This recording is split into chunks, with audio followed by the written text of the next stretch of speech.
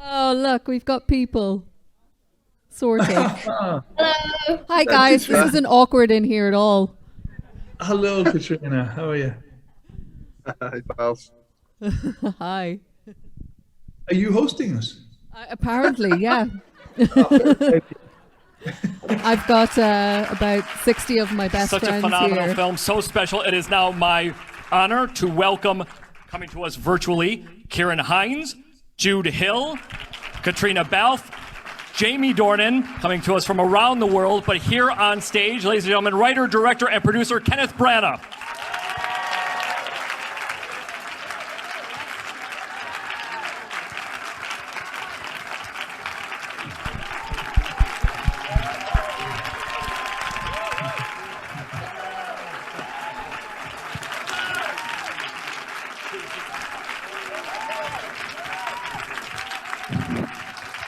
Thank you so much. Thank you so much for being here virtually on stage. Thank you all. Congratulations on the film. It's so stupendous. It is so special and really, really remarkable. Such a special film. Nominated for 7 Academy Awards and 2 SAG Awards. Well deserved. What were some aspects about her that you wanted to make sure came to the fore that were really important to you? Yeah, well, I think when I read the script, there was a lot of Ma that I recognized, and it made me think a lot about my own mother, who had 5 kids, was a stay-at-home mom, raised us all.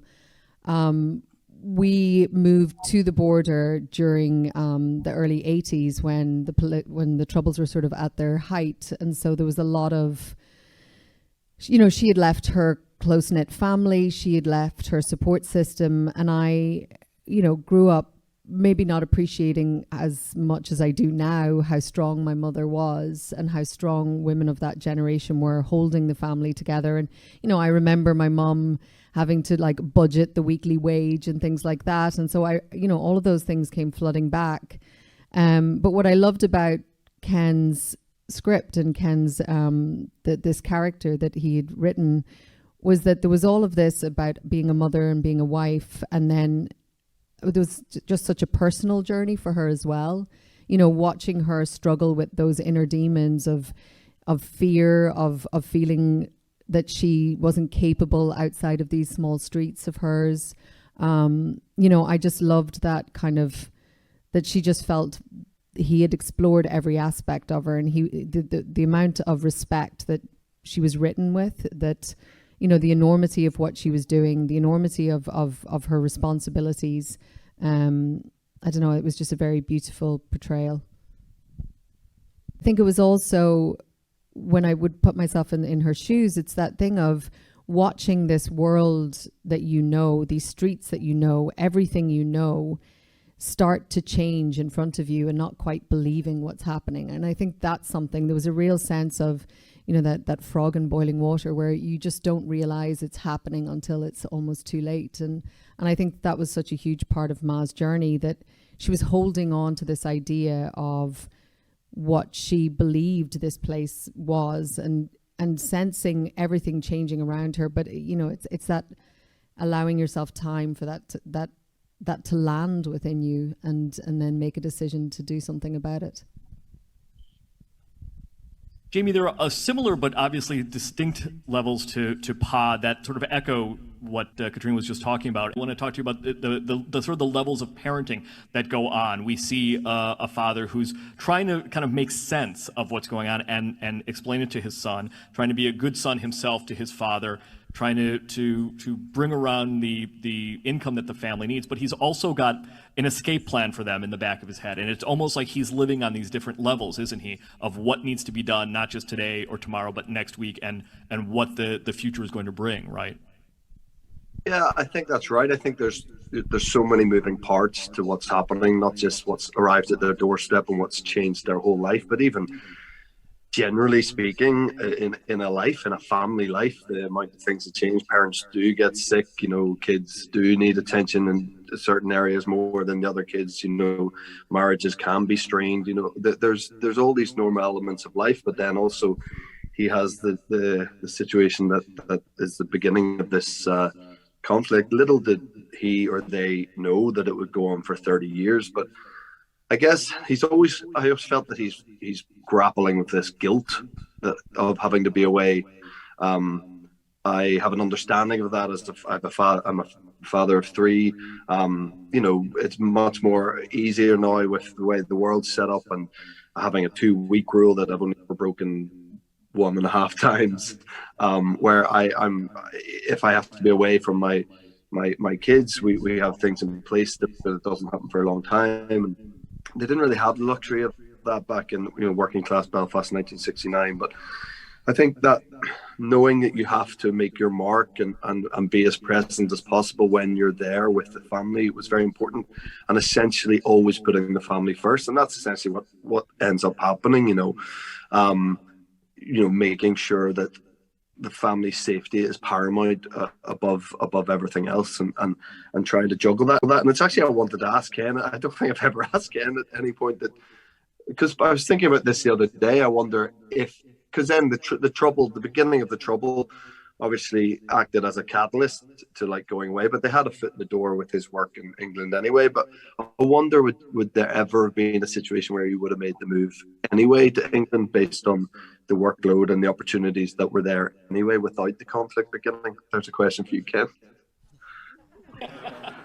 Ken? Well, good question. I don't know. I think you two might be best placed to answer that now. I feel as though it was. I feel like we'd have had to be dragged out of there, basically. I think, or you'd have had to really sell that garden. That garden was a little bit of a cheat, When I got there, you really couldn't play much football in it. It was something of a postage stamp. It was a garden, not the kind of lounge out the back with the outside loo. But I think. It was that sort of extended family of the street and the family with all our siblings, 11 brothers and sisters for my mum and 5 for my father. That's a lot of cousins, and that's a lot of life, isn't it? And then you know everybody else. So it felt like you were related to half of Belfast and you went to school with the other half. So that's a lot of home to leave. Katrina and Jamie, I just want to touch on also another anchor of Ma and Pa's relationship, which is their romance and how vital it is to them. How obviously throughout their life it's part of them. But there was an improvised scene that I think Ken had you do kind of just prior to a moment that I don't even know if it got into the film, but it's prior to the moment when Buddy asks, "Are we leaving Belfast?" And it like helped ramp up to that scene. But I'm wondering about that scene and others, how that romance and how that continuing love for each other was really sort of an anchor for the two of you in figuring out these characters' lives. Ladies first, I guess. Katrina, talking to you, first on that, how the romance of their relationship connected to everything. Yeah, I mean, it's really important, I think, to know, I think what we got from the script and also what Ken told us, there is a lot of strain and a lot of pressure on them, but underneath there is this beautiful connection. And there's one scene, one tiny bit that actually didn't make the film, which I think was such a good clue for me about the state of where they're at. And it's after Buddy's moaning about having to go to church and he leaves and they're walking down the street, and it used to be that he would look back and he would just see the curtains upstairs close and that's what Ma and Dad's business was. But it was always really good to know that they never want, even though there was stress and even though there was times where they felt like they might not make it, it was never their desire to not make it. That they always wanted this to work, that they were always going to push and try and make it work. And I think that's so important to know as an actor, when you're playing all these moments, that you can let go, you can let loose, you can scream and shout and throw things, because behind all of that is it's not coming from a place of this is it and I don't want you anymore. It's coming from a place of you've disappointed me because I want you so much. Yeah, absolutely. Jamie, now to you. I guess Pa shows love in lots of different ways, including singing Everlasting Love and dancing. For you, there may be obviously different levels to it there, but in terms of the importance of that to the relationship, that was obviously part of the performance and anchoring it in many ways, right? Yeah, and just to sort of continue what Katrina's saying there about, like, it was all on, so much of this was on the page, but just like they have such a deep understanding of each other, and a knowledge that it's going to be okay. And I think that the everlasting love of it all was like the moment through the medium of song and dance, to express that in its sort of the truest form, and in a theatrical way, obviously, and an entertaining way for the audience to see. But essentially, the reason I think that scene has been impactful for people, as much as it's a great song and it's kind of fun to see us singing it and me singing it and dancing around, whatever, but it only works if the audience are on board with what's being said. They're on board with a man standing in front of a woman saying, look, we are up against it, and I know it's tough, and I know it's not perfect, and I know I'm away a lot, and I know I could be doing better, but I love you and I need you, and that's not going to change. And essentially that's what is being said in that song. And you know, we felt that day that we were getting that, as much as we were thinking about, do I step with my left foot or right foot here? It was very much like, make sure that part of it comes across. And you know, it felt easy to do it with Katrina. I'd just say that, like, it was just, we had a great thing from the off, always had an understanding. So when it came to that scene you mentioned before, where the only thing in the script was Buddy saying, like, shouting out, I don't want to leave Belfast. We had this play up until that point. We improvised to that point. Everything about, there's football, there's a garden, we can play football, all that we just did on the go. And you know, you're terrified until you start, and then again, like, her and I had by that stage have a very innate understanding of each other and how we were going to be in that given moment, you know. So those moments kind of felt easy if you're doing it with the right person and you're led by the right person. Absolutely. Jamie and Katrina to start improvising, and then you to come. How did that feel? I never asked you. Like, how did it feel when you knew you had the big bit coming up, but you had no idea what these two were going to say to you beforehand? Well, as soon as you told me that they would be doing a little bit improvising just before to make Buddy boil right up until his breaking point, I think with all this stuff that Jimmy and Katrina were saying, and I think it was just, there was an opening there that I think if I was Buddy, I probably would have broke there. So as soon as the guy said his last line, I think that was where Buddy's boiling point would have just went, and he just broke. Well, you did it brilliantly. Thank you.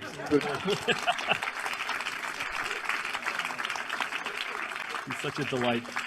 To wrap up, Ken, obviously the film is about family and love in times of turmoil and turbulence. It sees a boy's love of movies that obviously comes to fruition in your own life.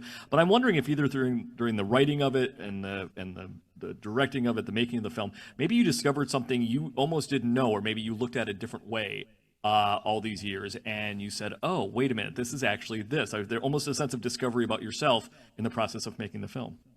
Well, one of the reasons I finally got to feel as though I could write it was because I felt as though there was a story there that might connect with other people, that it had the chance to be more than a sort of an account of things that happened to me, but that specificity might release things. It might mean something to other people. It seems you've got to have a reason for telling a story. So I felt as though other people would understand about possibly the moving, the change from innocence to sort of adulthood, etc. And the process really began on the day when I met these four and said, although they had really good questions about my family and questions that I might be able to provide them, answers I might be able to provide, but I then asked them, well, but tell us a little bit about your family. And they were very, very generous in doing that. And that was the beginning of the same process of hoping that the story wasn't just for me or about me, started there, but it was about people, full stop, general humanity of people. And so these four brought that to it. And then in various parts of the film, we've just talked about one specific moment where they improvise, but every single one of them, there's a lovely moment when Jude is on the street with Jamie, and Jamie's just stolen one of his chips. And I said, if Jamie, whatever Jamie does, react to it. And then he immediately came up with, which was not scripted, after Jamie, which was also not scripted, said, what's yours is mine and what's mine's my own. And he suddenly came up with, my granny says that. What does that even mean? Which was a lovely moment from him. Kieran Hines does the same thing in a piece with Judi Dench, where he just comes back and he adds a beautiful line. And Jamie and Katrina at various other moments also with delicacy. They weren't trying to elbow in, and they weren't, wasn't like a competition to see who could add a bit, but there was just a sense that ownership that meant that the film could be certainly not just for me, certainly not just for us, but for all of you, and for people who might recognize themselves as it were, whatever that curious phrase is, ordinary human beings, could be there. And for that humane and humorous and human dimension to the film, I've got to take my hat off to these actors and what they contributed.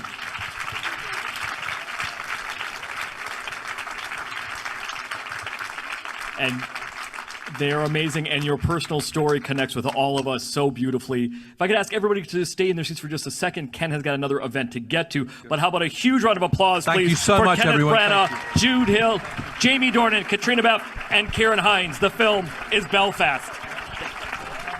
Thank you, everyone.